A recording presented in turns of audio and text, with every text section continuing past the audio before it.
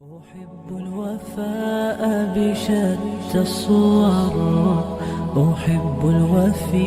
الأمين الأغر، فأهل الوفاء. الحمد لله رب العالمين والعاقبة للمتقين، والصلاة والسلام على خير خلقه محمد وعلى آله وأصحابه أجمعين، أما بعد، فأعوذ بالله من الشيطان الرجيم. بسم الله الرحمن الرحيم. لقد كان لكم في رسول الله أسوة حسنة لمن كان يرجو الله واليوم الآخر وذكر الله كثيرا. وقال رسول الله صلى الله عليه وسلم: تعلموا الفرائض وعلموه الناس فإنه نصف العلم وهو أول من ينسى، هو أول شيء ينتزع من أمتي، أو كما قال عليه الصلاة والسلام. صدق الله مولانا العظيم وصدق رسوله النبي الكريم، ونحن على ذلك من الشاهدين والشاكرين، والحمد لله رب العالمين. عزیزان من، بزرگان محترم، میراث کورس کے چوتھے روز میں آپ سب حضرات کو خوش آمدید کہتا ہوں۔ اس سبق میں ہم میراث کے لغوی اور اصطلاحی معنی کے حوالے سے گفتگو عرض کریں گے، اور اس سے متعلقہ جو مسائل ہیں ان کو بیان کرنے کی کوشش کریں گے۔ فرائض جو ہے، اس علم کو جیسے میں نے پہلے بھی عرض کیا تھا، فرائض کہا جاتا ہے، علم الفرائض، فرائض کا علم۔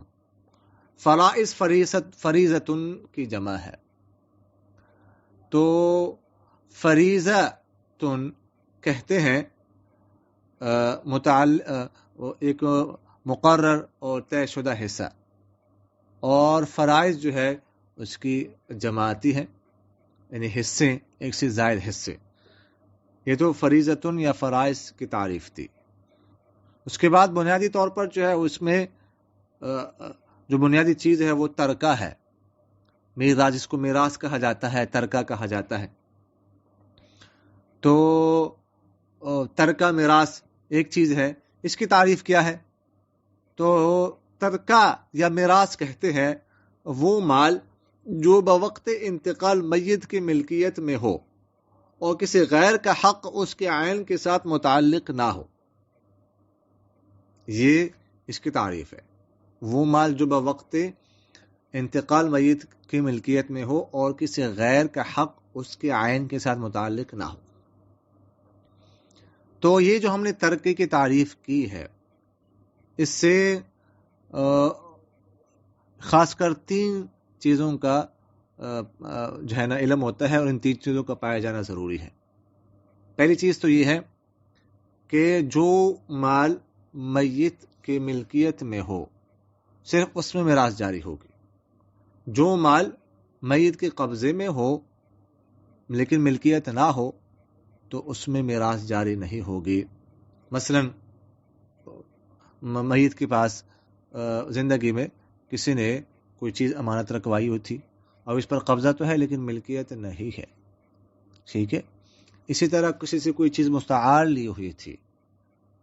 عاریتاً، کچھ عرصے کے لیے استعمال کرنے کے لیے، تو قبضہ ہے، ملکیت نہیں ہے۔ اسی طرح کوئی چیز غصب کی تھی، ٹھیک ہے جی، تو اور زمان ادا نہیں کیا تھا، تو قبضہ ہے، ملکیت نہیں ہے۔ اس لیے کسی سے کوئی چیز چھرائی تھی، ٹھیک ہے، تو قبضہ تو ہے، ملکیت نہیں ہے، کیونکہ اس طرح کی چھرائی ہوئی چیز پر ملکیت آتی نہیں ہے انسان کی۔ تو اس طرح اور جو حرام کا پیسہ ہے جس پر انسان کی ملکیت نہیں آتی، تو یہ ساری چیزیں ترکے میں شامل نہیں ہوں گی۔ تو ایک بات، اور دوسری بات یہ ہے کہ موت کے وقت کی ملکیت کا اعتبار کیا جائے گا۔ لہٰذا اگر کسی کے پاس کوئی چیز تھی لیکن چند لمحات، تھوڑی دیر پہلے، انتقال سے پہلے وہ چیز مرحوم نے اپنی ملکیت سے نکال دی، تو اس میں میراث جاری نہیں ہوگی۔ مثلا کسی کو کوئی چیز بیچ دی، یا مثال کے طور پر کوئی چیز تھوڑی دیر پہلے، انتقال سے تھوڑی دیر پہلے ضائع ہو گئی، کوئی چیز ہلاک ہو گئی، تو اب یہ اس چیز میں بھی میراث جاری نہیں ہوگی۔ تیسری چیز، جس چیز کے عین کے ساتھ کسی کا حق متعلق ہو وہ بھی ترکے میں شامل نہیں ہوگی۔ مثلا میت نے کسی چیز کو متعین کر دیا ہو اپنی زندگی میں اپنی بیوی کو مہر دینے کے لیے، ٹھیک ہے، متعین کر دیا کہ فلاں چیز میں بیوی کو مہر کے طور پر دوں گا، ٹھیک ہے، تو اب وہ چیز ابھی ادا نہیں کی تھی کہ انتقال ہو گیا، تو چونکہ اس کے عین کے ساتھ بیوی کا حق متعلق ہے، لہٰذا وہ چیز بھی میراث میں شامل نہیں ہوگی، اس میں میراث جاری نہیں ہوگی۔ اس کی وضاحت یہ ہو سکتی ہے کہ مثال کے طور پر کوئی حق کسی معین چیز کے ساتھ متعلق ہو کر واجب ہو، تو کہا جاتا ہے کہ یہ حق اس چیز کے عین کے ساتھ متعلق ہے۔ مثلا کسی نے کسی سے کتاب خریدی متعین کر کے کہ فلاں کتاب مجھے دینی ہے، تو اب یہ جو کتاب اس نے خریدی ہے تو اب اسی کتاب کے ساتھ ہی خریدار کا حق متعلق ہو چکا ہے، اب وہ کتاب جو ہے نا ملنی ضروری ہے، تو یہ اس کتاب کے عین کے ساتھ خریدار کا حق جو ہے متعلق ہے کہ فلاں کتاب خریدوں گا، لہٰذا وہ اس پر وہ کرنا قبضہ کرنا ضروری ہوتا ہے۔ اور اگر متعین کیے بغیر کوئی چیز کسی چیز کا دینا واجب ہو جائے کسی کے ذمے، تو اس کو دین کہا جاتا ہے۔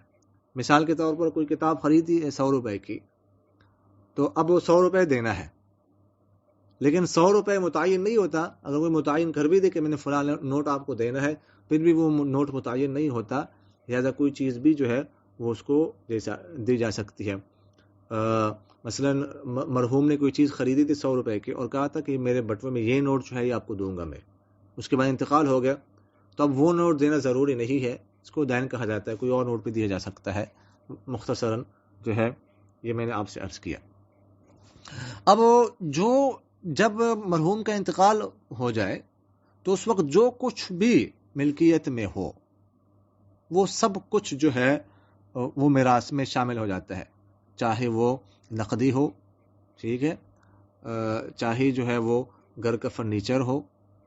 فریج ہو، واشنگ مشین ہو، چارپائی ہو، کپڑے ہو، اور اس کے علاوہ جانور ہو، ٹھیک ہے جی، بینک بیلنس ہو وغیرہ ذالک کا سب کچھ وہ ترکے میں شامل ہو جاتا ہے۔ حتیٰ کہ علماء نے لکھا ہے کہ اگر جیب میں ایک ٹافی ہو، 5 روپے ہو، پینسل ہو، پین ہو، ٹھیک ہے جی، تو یہ چیز 1 روپیہ کیوں نہ ہو تو وہ بھی اب ورثہ کا حق ہو گیا، اب اس کو استعمال نہیں کر سکتے۔ اس طرح کے علماء کہ میت کے بدن کے کپڑے بھی ترکے میں شامل ہوتے ہیں، اب ان کو حساب میں لگائے بغیر یوں ہی صدقہ کر دیتے ہیں۔ بعض علاقوں میں فرماتے ہیں کہ تانبے اور پیتل کے برتن مال کو تقسیم کیے بغیر فقیروں کو دے دیتے ہیں، ابھی تک ترکہ تقسیم نہیں ہوتا، حالانکہ ان سب میں نابالغوں اور جو لوگ غائب ہیں ان سب کا حق ہوتا ہے، ٹھیک ہے۔ تو پہلے مال بانٹ لے، جس میں سے مرنے والے کی اولاد، بیوی، والدین، بہنیں، جس کو شرعاً حصہ پہنچتا اس کو دے دے، اس کے بعد اپنی خوشی سے جو شخص چاہے مرنے والے کی طرف سے صدقہ خیرات کر دے یا مل کر کرے، تو پھر سب کے لیے سب کا بالغ ہونا ضروری ہے۔ نابالغ اگر کہہ بھی دے کہ میں صدقہ کرتا ہوں میری طرف سے کر دو تو اس کی اجازت کا اعتبار نہیں ہے، اس کا اعتبار نہیں کیا جائے گا۔ اس طرح بعض علاقوں میں ایسا ہوتا ہے کہ میت کو قبرستان لے جاتے وقت جو چادر جنازہ کے اوپر ڈالی جاتی ہے وہ اس کو جو ہے وہ کفن وغیرہ میں شامل نہیں ہے، لہذا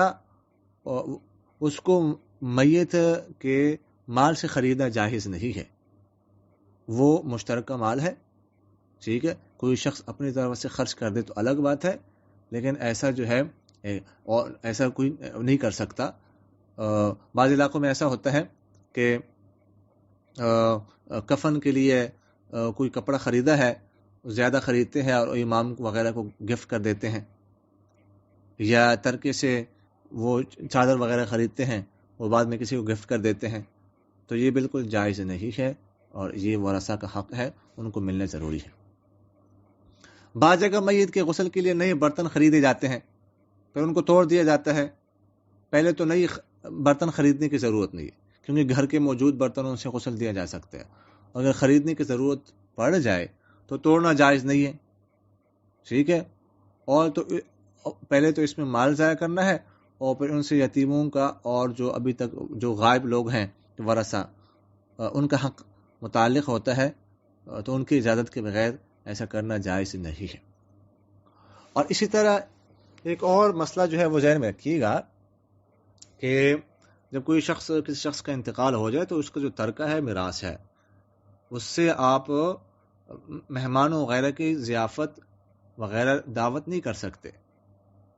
بعض اوقات ایسا ہوتا ہے بعض جگہوں پر کہ وہ جو لوگ آئے ہوئے ہیں جنازے کے لیے مہمان وغیرہ، تو اب ان کی دعوت کرتے ہیں. تو ایک بات تو یہ ہے کہ جو اہل خانہ ہے میت کے، وہ 1 دن یا 3 دن تک ویسے بھی مہمانوں کی ضیافت نہیں کر سکتے، مہمانوں کی دعوت نہیں کر سکتے. مہمانوں کے لیے کھانا پکانا جائز نہیں ہے. اپنے گھر کے لیے پکا سکتے ہیں لیکن مہمانوں کے لیے نہیں. ٹھیک ہے. اور پھر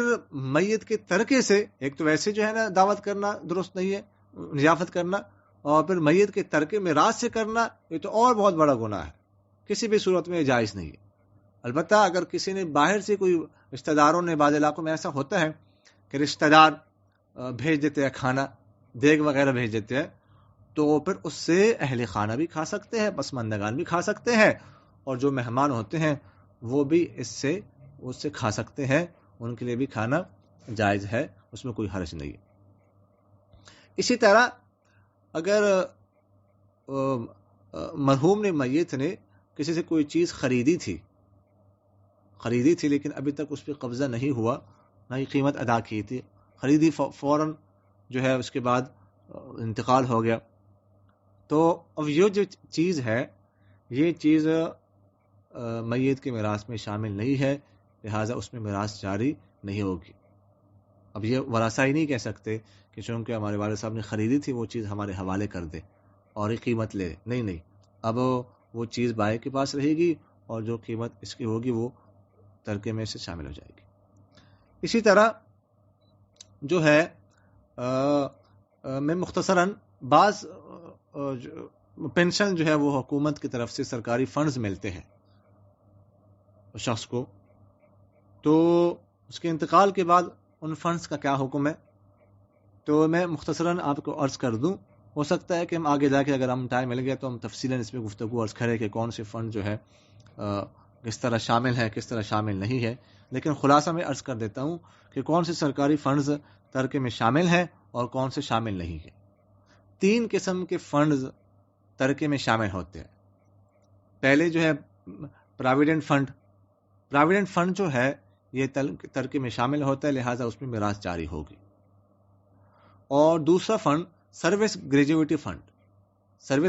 فنڈ جو ہے، جو انسان سروس کر کے اس کے بعد ریٹائر ہو جاتا ہے ملازمت سے، تو جو اس کو فنڈ ملتا ہے اور اس کی ملکیت اس پہ آ جاتی ہے تو اس میں بھی میراث جاری ہوگی، وہ ترکے میں شامل ہوگا. اور تیسرا عام پینشن جو ہوتی ہے، ٹھیک ہے، وہ بھی ترکے میں شامل ہوتی ہے، اس میں میراث جاری ہوگی. اور 4 قسم کے سرکاری فنڈز ایسے ہیں جن میں میراث جاری نہیں ہوتی. مثلا ڈیتھ گریجویٹی فنڈ، انسان کا اگر دوران ملازمت جو ہے وہ انتقال ہو جائے تو ڈیتھ گریجویٹی فنڈ جو ہے وہ ترکے میں شامل نہیں ہوتا. اس طرح فیملی پینشن جو ہے وہ ترکے میں شامل نہیں ہوتی. اس طرح بینوولنٹ فنڈ ترکے میں شامل نہیں ہوتا. اس طرح گروپ انشورنس ترکے میں شامل نہیں ہوتی. تو یہ 4 قسم کے فنڈ جو ہے یہ ترکے میں شامل نہیں ہوتے، اس میں میراث جاری نہیں ہوگا. یہ میں نے آپ سے مختصراً عرض کر دیا، تاکہ اگر ٹائم مل گیا تو اس حوالے سے ہم تفصیلی گفتگو عرض کریں گے انشاءاللہ العزیز. آگے اگر کوئی چیز میت نے اپنی زندگی میں نامزد کر دی تھی، کسی کے لیے کوئی چیز متعین کی تھی، لیکن ابھی تک اس چیز کا قبضہ مرحوم نے نہیں کروایا تھا، تو وہ چیز بھی ترک میں شامل ہوگی اور اس میں میراث جاری ہوگی۔ مثال کے طور پر میت نے بچے کے شادی کے لیے کوئی زیور خریدا تھا، ٹھیک ہے، بالغ بچے کے لیے، لیکن ابھی اس کو دیا نہیں تھا، اسی کے پاس تھا، قبضہ نہیں کروایا تھا، انتقال ہو گیا، تو یہ زیور ترک میں شامل ہوگا۔ اس طرح کچھ کپڑے خریدے تھے، قیمتی قسم کے کپڑے، کچھ کپڑے مثلا خریدے، 1 لاکھ کا جوڑا، 50 ہزار کا جوڑا خریدا تھا اپنے بچوں کے شادی کے لیے، لیکن ابھی تک بچوں کو قبضہ نہیں کروایا تھا، بالغ بچوں کو، تو وہ بھی ترکے میں شامل ہوں گے وہ کپڑے، اور ان پر جو ہے نا وہ جن کے لیے خریدے تھے وہ قبضہ نہیں کر سکتے، وہ یہ کہہ دے کہ نہیں یہ تو میرا حق ہے، نہیں، سب کا حق ہوگا اس میں۔ اسی طرح کچھ پیسے الگ کیے تھے مرحوم نے کہ یہ جو ہے نا میں مسجد بنواؤں گا، یا مسجد میں دوں گا، لیکن ابھی دیے نہیں تھے، تو ان پیسوں میں بھی میراث جاری ہوگی۔ اسی طرح کچھ پیسے الگ کر دیے تھے کہ میں حج کروں گا، ٹھیک ہے، لیکن ابھی حج کیا نہیں تھا، صرف الگ کر دیے تھے کہ انتقال ہو گیا تو میراث جاری ہوگی۔ اس طرح کچھ پیسے الگ کیے تھے کہ میں فلاں جگہ پر سبیل لگواؤں گا، فلاں جگہ کنواں کھدواؤں گا، لیکن ابھی جو ہے وہ اسی کے پاس تھے کہ انتقال ہو گیا، تو اس میں بھی جو ہے وہ میراث جاری ہوگی اور وہ ورثاء کا حق ہے۔ اور اسی طرح اگر مرحوم جس جگہ رہائش تھی، جس مکان میں، اس مکان کو جو راستہ جاتا تھا، ٹھیک ہے، اور وہ راستہ مشترکہ تھا، اس میں اس کا بھی حق تھا راستہ استعمال کرنے کا، تو اب راستہ استعمال کرنے کا جو حق ہے، ٹھیک ہے، یہ حق لازم ہے، لہٰذا اس میں بھی میراث جاری ہوگی، اور اس کے بعد اس کے ورثہ جو ہوں گے وہ بھی اس حق کے حقدار ہوں گے استعمال کرنے کے۔ اسی طرح اگر کوئی جو ہے نا کنواں یا چشمہ جو ہے اس کا پانی خریدا تھا کھیتی باڑی کے لیے، اپنے کھیت کے لیے، تو یہ جو پانی وغیرہ کا حق ہے اس میں بھی میراث جاری ہوگی، لہٰذا مرحوم کے انتقال کے بعد جو اس کے ورثہ ہوں گے وہ اس کا حقدار ہوں گے، اس حق کو وہ استعمال کرنے کے حقدار ہوں گے، استعمال کر سکتے ہیں۔ اور اگر کوئی جو ہے مرحوم کے پاس کسی نے کوئی چیز رہن رکھوائی تھی، مثال کے طور پر مرحوم نے کسی کو کوئی چیز قرض یا کوئی چیز دی تھی، قرض دیا تھا، اس کے بدلے میں جو ہے گروی کوئی چیز اپنے پاس رکھی ہوئی تھی، اور اسی دوران انتقال ہو گیا، تو مرحوم کے ورثہ جو ہے وہ جب تک وہ مقروض قرض ادا نہیں کرتا تو اس چیز کو، اپنے مرہونہ چیز کو، گروی چیز کو اپنے قبضے میں رکھ سکتے ہیں اور اس سے مطالبہ کر سکتے ہیں کہ ہمارا قرض ادا کر دیں، اس کے بعد ہم آپ کو یہ چیز حوالے کر دیں گے۔ اور اگر ایسا ہوا کہ مرحوم کے انتقال سے پہلے مرحوم کی جو زمین تھی اس سے متصل زمین کسی نے بیچ دی، تو اب ظاہر ہے کہ شریعت ایسی صورت میں جو متصل زمین کا مالک ہوتا ہے اس کو حق شفع دیتی ہے کہ وہ شفع کر لے، اور اس کا حق ہے وہ اس کو حاصل کر سکتا ہے۔ تو مرحوم نے ایسا کیا کہ وہ شفع کا حق دائر کیا، حق استعمال کیا، لیکن ابھی فیصلہ نہیں ہوا تھا کہ اس سے پہلے اس کا انتقال ہو گیا، تو اب یہ جو حق ہے اس میں میراث جاری نہیں ہوگی، لہذا ورثاء نہیں کہہ سکتے کہ نہیں چونکہ ہمارے والد صاحب نے یہ دعویٰ کیا تھا اور ہمیں بھی حق حاصل ہے، زمین ہمیں دے دے، نہیں، جو بیچنے والا ہے کسی اور کو دینا چاہے تو دے سکتا ہے۔ البتہ اس کے بعد ورثاء کے مرحوم کے انتقال کے بعد اب اگر وہ زمین بیچی جائے گی، اس کے بعد سودا ہوگا تو ورثاء کا حق ہے، ورثاء اپنا حق شفع استعمال کر سکتے ہیں۔ اچھا، ایک مسئلہ یہ ہے کہ مثال کے طور پر ایسا ہوا کہ مرحوم نے کسی سے کوئی چیز مستعار لی تھی، عاریتاً، 2 ماہ کے لیے، کہ یہ چیز مجھے دے دو، میں اس کو استعمال کرتا ہوں، استعمال کرنے کے بعد میں آپ کے حوالے کر دوں گا۔ تو اب مثال کے طور پر وہ 1 ماہ بعد مرحوم کا انتقال ہو گیا، تو انتقال ہونے کے بعد اب ورثاء کے ذمہ ضروری ہے کہ جس کی وہ چیز تھی جو اس کا مالک تھا اس کے حوالے کر دے. اب وہ یہ نہیں کہہ سکتے کہ نہیں چونکہ اب تو ہمارے والد صاحب نے مورث نے 2 ماہ کے لیے یہ چیز آپ سے مستعار لی تھی، اب 1 مہینہ ہوا ہے، دوسرا مہینہ پورا نہیں ہوا، لہٰذا ہمیں 1 مہینے کا حق حاصل ہے، ہم 1 مہینہ اس کو مزید استعمال کریں گے. نہیں، ایسا نہیں کہہ سکتا، اور فوراً ہی اس شخص کو جو ہے وہ حوالے کرنا یہ ضروری ہے. اسی طرح اگر مرحوم نے کوئی چیز خریدی تھی خیار شرط پر، ٹھیک ہے، خیار شرط پر خریدی، میں 3 دن تک اس کو دیکھتا ہوں، اس کے بعد 3 دن میں مجھے پسند آ گئی تو خرید لوں گا اور واپس کر دوں گا، اور اسی دوران 3 دن کے دوران ہی وہ انتقال ہو گیا مرحوم کا، تو اب ورثہ کو یہ خیار شرط جو ہے اس کا حق حاصل نہیں ہوگا، اس میں میراث جاری نہیں ہوگی. لہٰذا ورثہ اب جو ہی اس کا انتقال ہو گیا تو اب وہ چیز گویا کہ مرحوم کے سمجھی جائے گی، اب اس میں میراث جاری ہوگی. اب ورثہ ہی نہیں کہہ سکتے کہ نہیں چونکہ اب ہمارے مورث کو یہ حق حاصل تھا لہٰذا ہمیں بھی حق حاصل ہونا چاہیے، ہم جو ہے نا یہ چیز واپس کرتے ہیں آپ کو، یہ ہم نہیں لیتے. نہیں، ایسا نہیں کہہ سکتے وہ. البتہ اگر کوئی عیب نکل آئے، اس میں عیب ہو، اس پر پہلے وہ مطلع نہ ہو مرحوم، تو عیب کی وجہ سے تو ان کو واپس کرنے کا اختیار ہوگا، لیکن خیار شرط کی وجہ سے وہ واپس نہیں کر سکتے. اسی طرح اگر کوئی شخص کسی ادارے کا،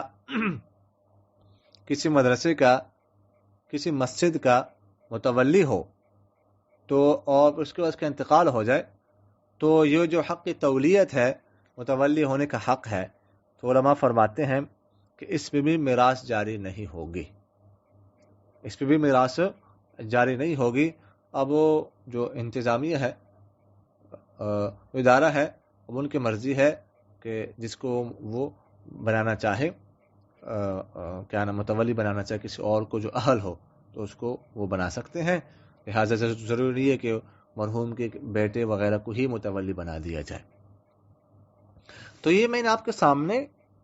کچھ مسائل بیان کیے ہیں، اس سے آپ اندازہ لگا سکتے ہیں کہ یہ کتنا حساس معاملہ ہے اور اس میں کتنے احتیاط کی ضرورت ہے، اور ہم لوگ اس میں کتنے بے احتیاطی کرتے ہیں کہ جو ہی کسی شخص کا انتقال ہو جائے تو فوراً انتقال کے بعد اس کی جائیداد پر، اس کی میراث پر ورثہ کا حق ثابت ہو جاتا ہے. اب میت کا حق بالکل ختم، اب ورثہ کا حق ہے. اب اگر اس میں کچھ بھی بغیر حق کے تصرف کیا جائے گا تو گویا کہ وہ ورثہ کے حق میں تصرف کیا جا رہا ہے اور ان کی مرضی کے بغیر کیا جا رہا ہے، تو یہ گناہ ہوگا. اور ہمارے بزرگان تو اتنا اہتمام کرتے تھے کہ ایک بزرگ کا واقعہ لکھا گیا ہے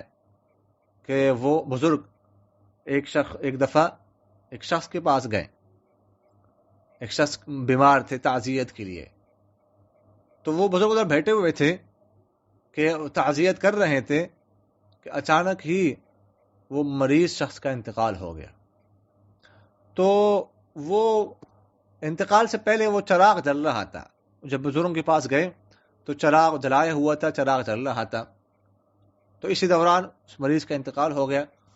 تو انتقال کے بعد فوراً بزرگ اٹھ گئے اور چراغ کو بجھا دیا. چراغ بجھانے کے بعد پھر فوراً جو ہے